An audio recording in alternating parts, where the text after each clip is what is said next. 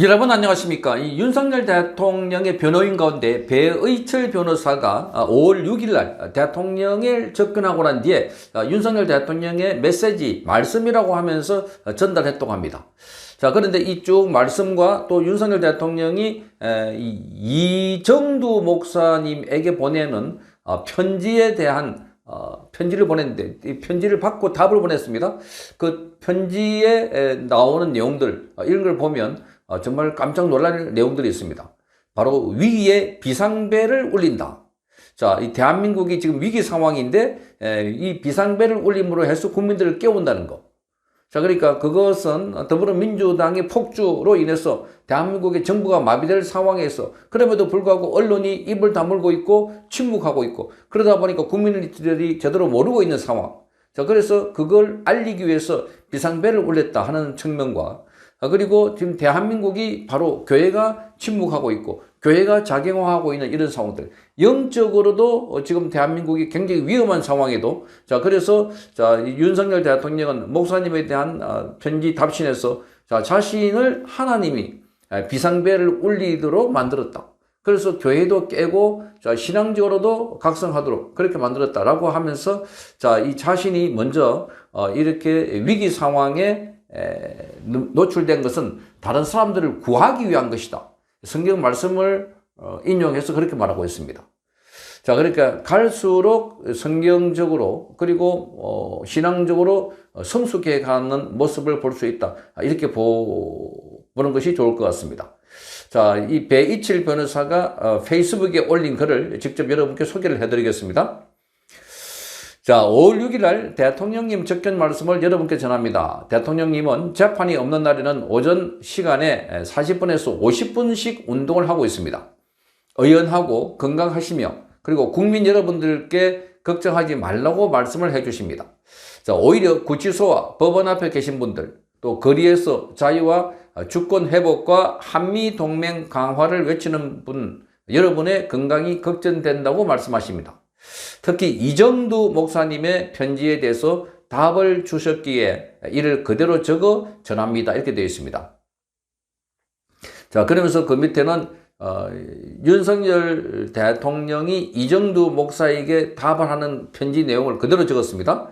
자, 이렇게 말합니다. 이정두 목사님의 편지를 잘 받았습니다. 지난번 보내주신 편지도 가끔 꺼내 다시 읽어보며 신앙생활에 큰 도움을 받고 있습니다.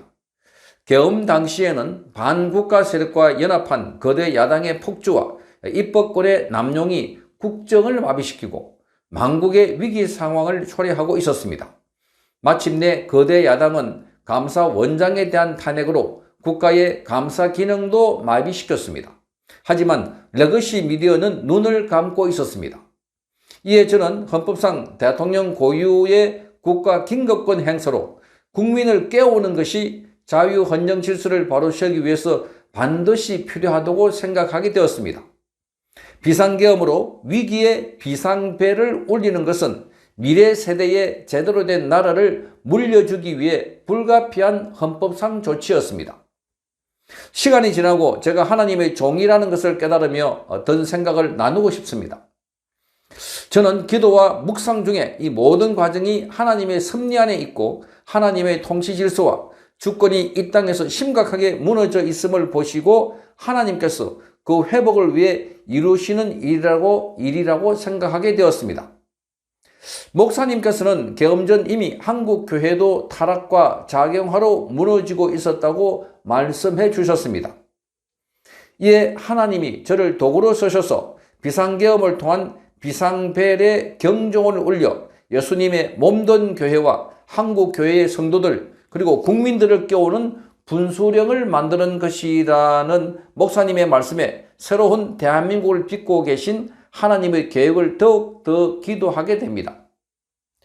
하나님을 주적으로 삼으며 교회와 목회자를 탄압하는 영적 정쟁 가운데 하나님은 공의와 사랑을 반드시 이루시고 하나님의 통치를 지키시며 알곡된 여러분을 통해서 승리를 주실 것이라고 믿습니다. 편지에 감사드리면서 성도를 깨우시는 목사님의 말씀 선포와 목회의 성령의 능력이 충만하기를 기도하겠습니다. 자, 그러면서 마지막으로 창세기 45장 5절 말씀이라고 하면서 성경 구절을 하나 적었습니다. 이렇게 되어 있습니다. 당신들이 나를 이곳에 팔았으나 근심하지 마소서, 한탄하지 마소서. 하나님이 생명을 구하시려고 나를 당신들 앞서 보내셨나이다. 나를 당신들 앞서 보내셨나이다. 이렇게 되어 있습니다. 자, 이 편지 내용 가운데 지금 이정두 목사님에게 보낸 내용도, 자, 여기 지금 감사 원장이 탄핵되는 걸 보면서, 자, 여기 보면 이미 국가의 반국가 세력들이 폭주를 하고 있는, 그야말로 더불어민주당의 일방적인 폭주를 하고 있는 상황에서 자신은 바로 이걸 깨워야 되겠다, 이렇게 말했고, 더욱더 지금 시간이 지나고, 자, 이 본인이 하나님의 종이라는 사실을 깨달았다는 겁니다. 윤석열 대통령이 하나님의 종이라는 것을 깨달으며 든 생각을 나누고 싶다, 이렇게 말했습니다. 그러니까 벌써 신앙적으로 본인이 종이다, 하나님의 종이다, 이렇게 말하고 있습니다. 흔히 자, 하나님의 종이라고 부르는 사람들은 목회자들이 주로 종이라고 합니다. 자, 그러면서 저는 기도와 묵상 중에 이 모든 것이 하나님의 섭리 안에 있다. 그 우연히 된 것도 아니고 억울하게 당한 것도 아니고 하나님의 계획 안에 된 것이 있다. 자, 그래서 여기에 이 땅에서 심각하게 무너져 있는 것을 하나님이 보시고, 그래서 그 회복을 위해서 이루는 일이다. 그 대한민국의 회복을 위해서 윤석열 대통령이 지금 고초를 받고 있다는 겁니다. 자, 거기에 이정두 목사께서 말씀하신 것 중에는 지금 한국 교회가 타락했고 작용화되어 있다. 그래서 자, 비상계엄을 통한 비상배를 울려서 예수님의 몸된 교회와 한국 교회 성도들, 국민을 깨우는 분수령으로 만드는 것이라는 목사님의 말씀, 이 목사님이 이제 이렇게 말씀을 했다는 겁니다. 그거를 듣고, 자, 다시 대한민국을 하나님이 새롭게 빚고 계시는구나. 도자기를 빚듯이 새롭게 빚고 계시는구나. 자, 이렇게 윤석열 전 대통령이 해석을 하고 있다는 겁니다.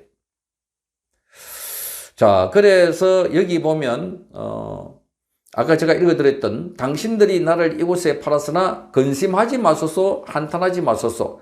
하나님이 생명을 구원하시려고 나를 당신들 앞에 보내셨나이다. 앞서 보내셨나이다. 이게 창세기 45장 5절 말씀은 여기 성경을 보시면 아시겠지만 요셉이라고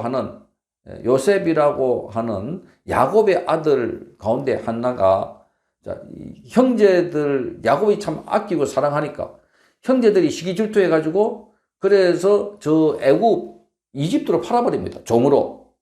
그 종으로 있다가 나중에 감옥까지 누명을 쓰고 감옥에 갔다가 꿈을 해몽해줘갖고 갑자기 이집트의 총리가 됩니다. 그야말로 인생 역전이 되는 겁니다. 기적을 이루시는 겁니다. 벼랑 끝에서.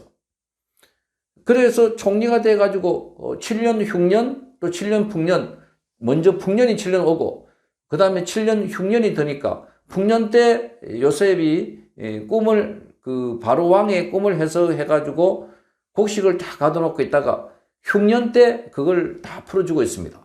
그러니까 야곱이 자기 아들이 죽은 줄 알고 있다가, 그런데 그 밑에 애굽 땅에 가면 지금 곡식이 많다더라. 그래서 자기 아들들을 보냈지 않습니까? 그 아들들이 가가지고 거기 곡식을 사러 왔다가 거기 자기 죽은 줄 팔아버렸던 요셉이 총리가 되어 있는 걸 보고 깜짝 놀랍니다. 총리가 된 걸 보고. 이 장면을 말하고 있습니다. 당신들은 나를 팔았지만 근심하지 마라. 바로 하나님이 당신들을 구하려고 바로 나를 먼저 보내셨다. 그렇게 해가지고 거기 있는 자기 아버지 야곱을 포함해서 모든 가족들을 다 이스라엘로 데려가지 않습니까? 이집트로 데려가니까 그때부터 이집트에서 쫙 이렇게 이스라엘 사람들의 숫자가 늘어나서 나중에 모세 영화, 모세 10계명 이런 데도 배경이 됐던 바로 출애굽을 하게 되는. 그래서 인구가 뭐 한 200만, 300만 훨씬 넘는 사람으로 번져나니까, 그래서 나중에 애굽으로 이스라엘로 돌아오는 그런 상황입니다. 그러니까 한 사람 요셉이 고난을 당해가지고 온갖 어려움을 겪지만 결국은 그 민족을 구원하기 위해서 기근의 시대 때는 음식을 주고 또 여러 나라가 강대국이 들어와서 쳐들어왔을 때는 애굽이라는 큰 나라의 보호를 받고 이렇게 해서 그 백성들이 장성하게 될 때까지 보호받았다가 나중에 다시 이집트로 돌아가게 되는 이런 역사를 이스라엘로 돌아가게 되는 이런 역사를 만들어주고 있는 것입니다. 그러니까 이게 지금 윤석열 대통령도 본인이 고난을 당하고 있지만 요셉과 마찬가지로 본인도 이 대한민국을 구원하기 위해서 대한민국을 지키기 위해서 그래서 고난을 당하고 있다. 이런 식으로 성경적으로 영적으로 해석하고 있는 것입니다. 정말 놀라운 해석입니다. 그러니까 보통 사람들이 감옥에 가면 신세 한탄하고 억울하고 내가 이렇게 나라를 위해서 봉사했는데 나라를 위해서 비상계엄을 선포했는데 나를 내란 수개로 몰아가지고 무기징역을 때리고 이렇게 한탄한 것이 아니라 오히려 감사하고 이게 하나님의 뜻이다라고 생각하면서 운동하면서 아주 건강하게 있다고 배이철 변호사는 전하고 있습니다. 그러니까 이걸 보면 윤석열 대통령이 아주 뭐라 그럴까요? 깜짝 놀랄 만큼 변신을 하고 있다. 그리고 그 목적은 대한민국을 지키고 대한민국을 다시 건지기 위해서 이런 걸 감당하고 있다 하는 것을 말해주고 있습니다. 자, 윤석열 대통령의 이 메시지를 보면 지금 뭔가 대한민국에도 긴 어둠의 터널 안에 있지만 곧 밖에 나오게 된다. 빛을 보게 된다. 그래서 다시 대한민국을 지키기 위해서 윤석열 대통령이 하나님에 의해서 쓰임을 받고 있다. 이런 강한 확신을 갖고 있는 이런 대목입니다. 자, 이 기도처럼 또 이 말씀처럼 그렇게 되기를 우리 국민들도 함께 간절히 기도하고 또 바라고 있습니다.